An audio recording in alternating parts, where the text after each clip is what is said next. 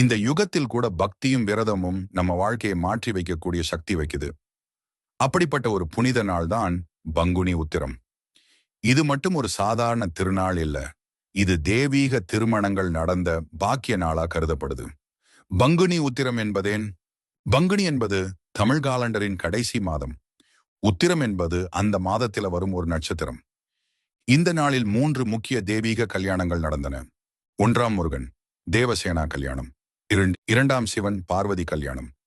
3ஆம் மகாவிஷ்ணு மகாலட்சுமி கல்யாணம். இந்த நாளை திருக்கல்யாண திருநாள்னு சொல்வாங்க. விரதம் முறை எப்படி? விரத ஆரம்பம். விரதம் காலை பூஜையுடன் தொடங்கணும்.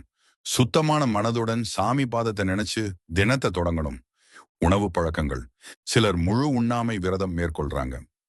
மற்றவர்கள் அற்ப சாப்பாடு, உப்பும் காரமும் இல்லாத உணவு, பழம், பசுபால், தேன், பாயசம் மட்டும் எடுத்துக்கிறாங்க. பூஜை, ஜபம், கந்த சஷ்டி, கவசம், சுப்பிரமணிய புஜங்கம், திருப்புகழ், திருமுறை பாடல்கள் சொல்லலாம்.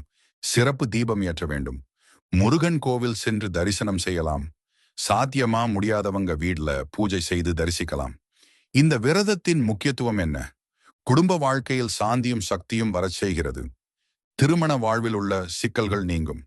குழந்தை பேரு கிடைக்க வேண்டி விரதம் பண்ணுபவங்க இந்த நாளில் சிறந்த நம்பிக்கையோடு பூஜை செய்வாங்க. மன அழுத்தம் குறையும், மனசு தெளிவாகும். விரதம் என்பது உணவை தவிர்ப்பதல்ல, அது நம் ஆன்மாவை தூய்மையாக்க ஒரு தருணம். பங்குனி உத்திரம் நமக்கு தரும் பாக்கியம். அது பக்தியில் ஒளியும் நம்பிக்கையிலும் உயிர் ஊதுவதாக இருக்கட்டும். இந்த புனித விரதத்தை நீங்க மேற்கொண்டிருந்தால் கீழே கமெண்ட்ல ஓம் முருகான்னு எழுதி பக்தியை பகிருங்க.